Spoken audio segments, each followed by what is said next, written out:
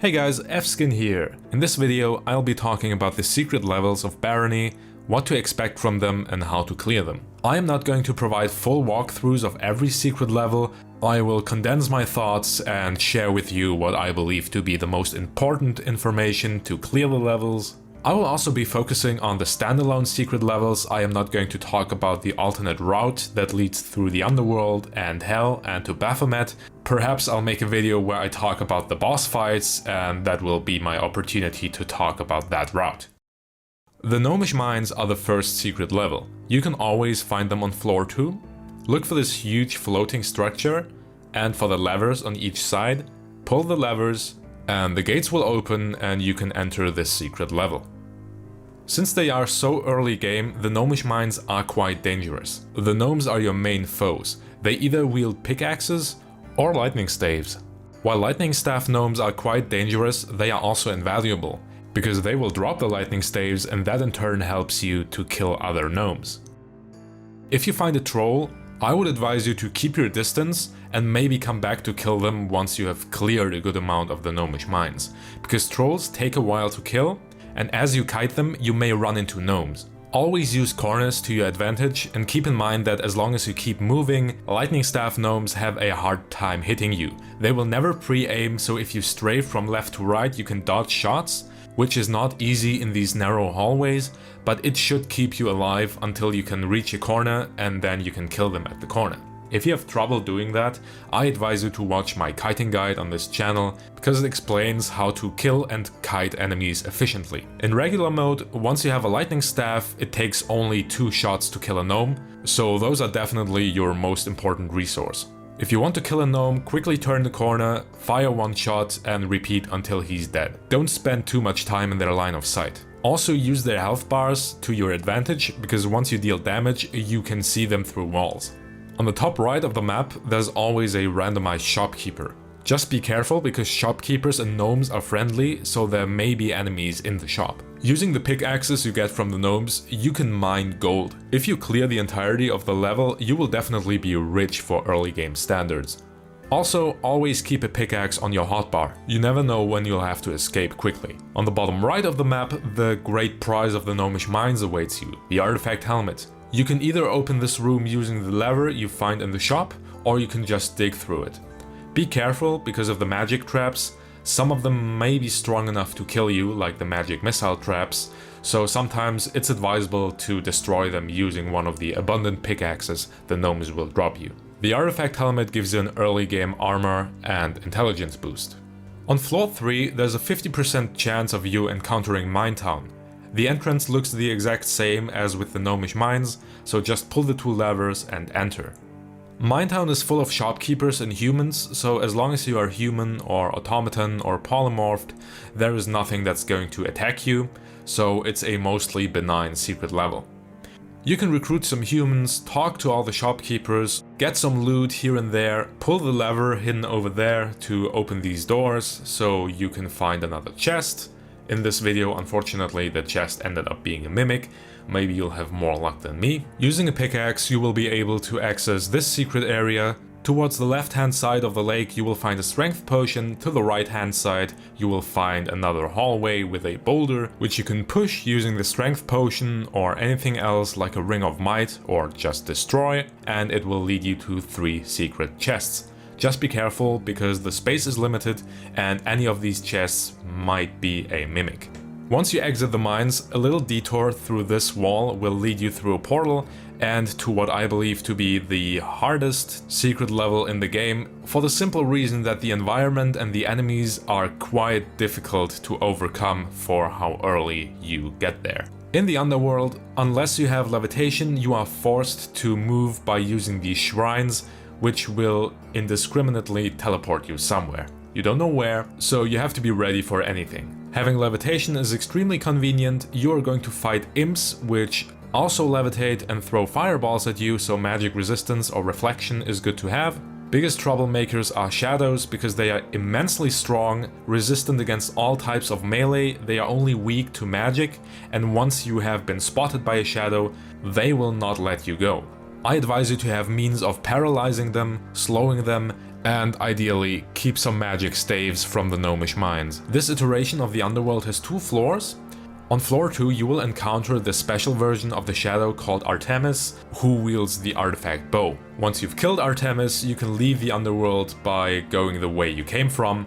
You can, by the way, always do that even on the first floor if you have second thoughts. You have to decide whether it's worth getting the artifact bow for you. If you're a ranged build, maybe. It's definitely a challenge, and I usually decide based on whether I have levitation or not, because it makes a big difference, especially for ranged users who need space to operate. In the swamp you will once again find 2 secret levels. Look for this structure and just run through if you're fast enough to avoid the boulders. If you're not, better wait them out, but you may need levitation or pickaxes to circumvent them. The jungle temple starts off peaceful. As you can see, all the trolls are behind gates, so if you have a pickaxe, my recommendation is to do what's done in the video and get some valuable XP.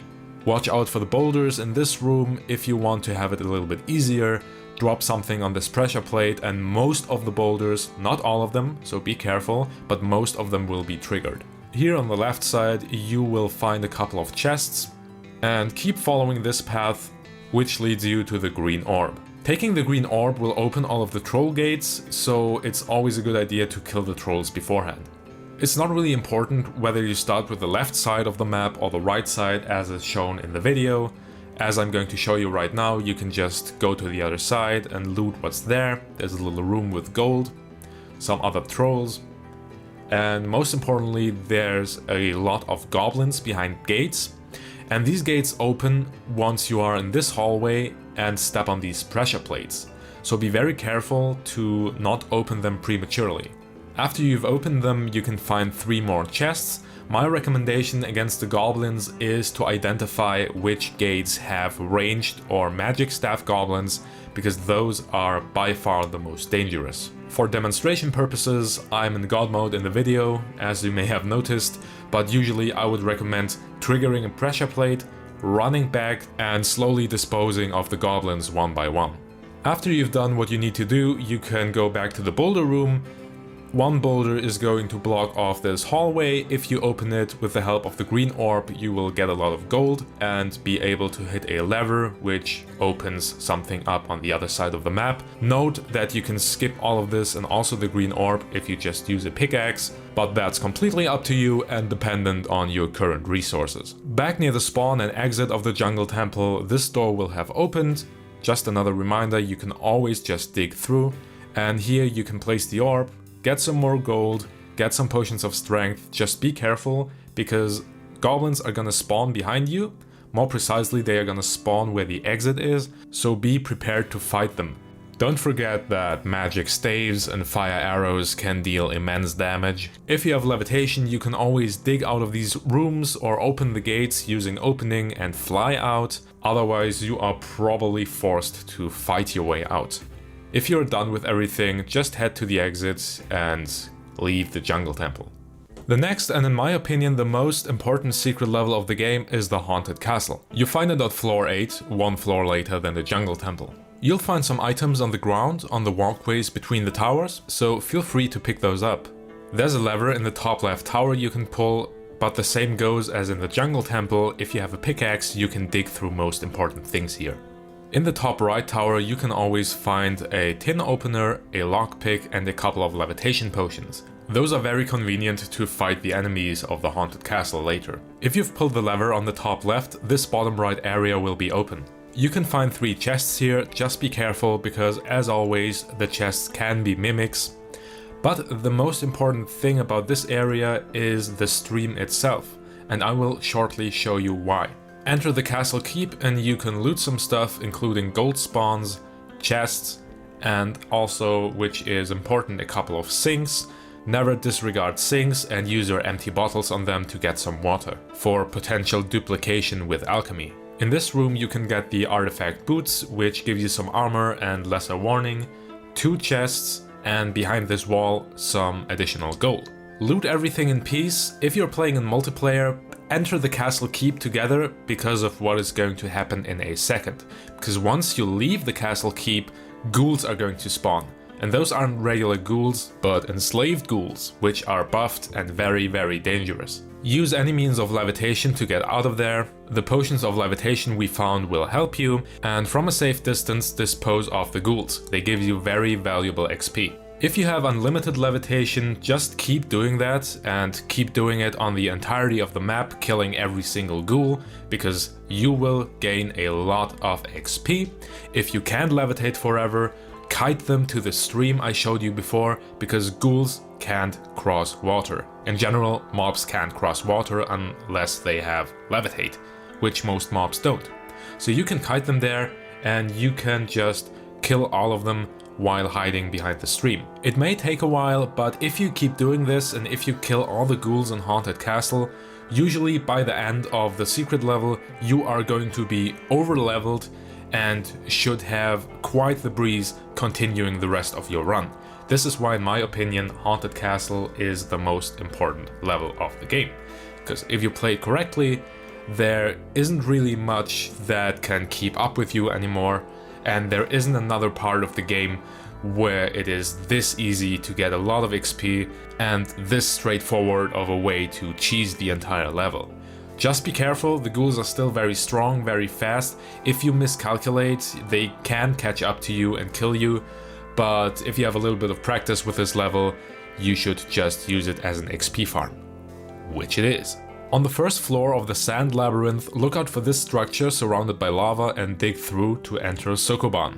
Sokoban is a puzzle where you push boulders into a pit, and if you push all of them in, you get the artifact gloves, which give you magic resistance. This level is mostly benign unless you decide to cheat with a pickaxe, which the gods of Sokoban do not like. You also get a lot of gold. You get slightly less gold if you cheat, but since Sokoban is always the same, it's not randomized, at some point you should really be able to solve it no problem.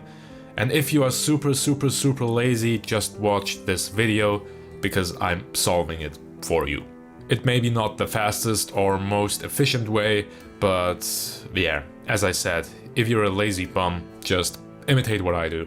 I'm gonna take this opportunity and mention, in case it hasn't been clear, no secret levels are randomized, not even the gnomish mines, even though you'd maybe think that mazes are randomized. Speaking of mazes, the Minotaur maze appears on floor 13 and is the next secret level. The gimmick here is that you get the red orb and the artifact Spare Gungnir, but in return the Minotaur is going to follow you and perhaps pulverize you. If you let him, but we won't. Walking through the maze normally, even if you have speed boosts, is in my opinion not worth it. It's just too risky, I don't recommend it. Ideally you have means of digging and levitation, and then you take this route. Take the orb normally, then you will dig through this wall, walk this way. If you don't have permanent levitation, activate it now, dig through these 2 blocks, get Gungnir, and now the gates are going to open and you can just walk this way, take this potion of speed if you want, and once again using your pickaxe or any means of digging you can get rid of this wall and you're at the exit. If you want now, you can also use the orb to debuff the Minotaur and kill him. If you're a tinkerer, you can skip all of this by just creating a lot of fire or freeze traps and killing the Minotaur after it spawns. Also works. In the ruins, look for this floating structure to find the next secret level. This time around you will have to levitate, pull a lever. You don't need to pull both, but one side leads through a hallway with a boulder and the other one is with a spike trap. I usually go where the spike trap is because that is just more easy to avoid. With the boulder you usually have to use a pickaxe to destroy it. In the Mystic Library you will basically only find humans, maybe mimics, so this means this is another quite friendly level. If you're not a human, the only 2 guys who are genuinely dangerous are the Firestorm guy and the first human you see on your left who has a sleep spell, and if he hits you with sleep spells continuously, you will never wake up. Other than that, it's kind of a friendly level. You can just walk through, get all of the chests, get the orb, get the secret chest behind this wall, walk back, there is another chest over there you can levitate to, but you can also of course just use your pickaxe again to get it. And after you've looted to your heart's content, you can just leave. The library is a great place to find spellbooks, feathers, and if you kill the humans, you can also find a couple of magic reflection cloaks, which are useful for the coming boss fight. Next secret level is in the crystal caves. Don't bother with most of the entrance. In my opinion, you should just dig through here and enter the cockatrice lair. I'm not going to give you a detailed walkthrough of the cockatrice lair because in my opinion the level is mostly the same. You fight a lot of strong kobolds and kobolds are magic resistant. Their weaponry is mostly annoying. They use magic, they also use arrows. A lot of them have fire arrows which deal immense damage even if you have armor. This means that if you're a magic user, you're going to have a bad time. If you don't have a buffed melee weapon, you're also gonna have a bad time. My tip for the lair is just bring a lot of bear traps. You don't have to be a tinkerer build. At this point in the game, you should have been able to find a tinkering kit and just turn all of the scrap you have into bear traps, which is just going to immobilize the kobolds and give you an easier time. Just mind that the final boss of the cockatrice lair is a cockatrice and those are immune to paralysis, so you need to take that guy head on. To enter the Citadel secret level, I would also just not bother and use opening spells to get in. At this point in the game, you should honestly have those. Bram's Castle is a fun little level, don't get me wrong, but it's so late game. In fact, it's one floor before the final boss of the game, so at this point you should be strong enough to easily breeze through. If anything, Bram's Castle is a test. If you struggle at Bram's Castle, you may have messed up along the way and may have underleveled. But hey, if you misplayed this much, Bram Kindley deserves to be the one to stop you. On the bottom floor you fight a couple of undead, you get a little bit of loot, a little bit of water and a fountain. On the next floor you fight some strong succubi and ghouls. They are relatively strong, but as I said, at this point of the game they shouldn't give you too much trouble. If you want to and if you have the means to do so, recruiting the succubi is kind of funny. It's always funny to have succubi on your team because they can charm other monsters, although at this point of the game it's probably not gonna be much of a factor anymore. On the second to last floor of Bram's Castle you have a library room with shadows. You can fight the shadows, you can also, if you want, just skip them. And then you are going to fight Bram Kindley, who is going to give you the Wraith's Gown when you beat him. And same as always, Bram is not that hard to beat. On Bram's right there's a lever, don't forget to pull it and walk back to the previous room because it will have opened a room with 2 chests in it. They might yield something useful. So once again, thank you for watching guys. I hope this guide was useful to some of you. If you felt like it was lacking detail or maybe just expecting that you have a strong build when in reality you don't, then don't worry, I plan to make a video at some point in which I describe how to use Barony's mechanics to their fullest and allow you to have stronger builds and not worry about whether you'll be able to beat the game or not. Part of it I've already touched in this video, Haunted Castle and the XP it gives you, very important, Jungle Temple too to some extent, and other than that, of course, some of it is your skill as a player.